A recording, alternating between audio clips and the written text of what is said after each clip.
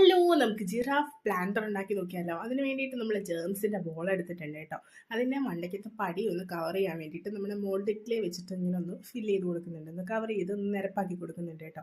പിന്നെ നമ്മുടെ കാലും എല്ലാം നമ്മൾ മോൾഡ് ക്ലേ വെച്ചിട്ടാണ് ചെയ്യുന്നത്.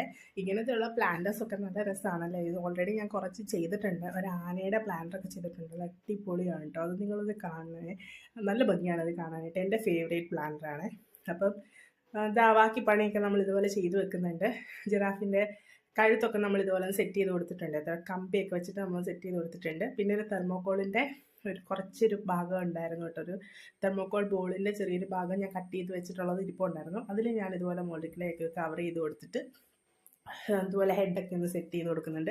പിന്നെ ബാക്കിയെല്ലാം നമ്മൾ ഇതേപോലെ ഒന്ന് സെറ്റ് ചെയ്ത് കൊടുത്തിട്ട് നമ്മൾ പെയിൻറ്റ് അടിക്കാനായിട്ട് പോകാം കേട്ടോ. യെല്ലോ കളറിന് അതിൽ കുറച്ച് ഓറഞ്ച് കളറും കൂടെ മിക്സ് ചെയ്തിട്ട് ഇതേപോലെ കംപ്ലീറ്റ് ആയിട്ടൊന്ന് അപ്ലൈ ചെയ്ത് കൊടുക്കുന്നുണ്ട്.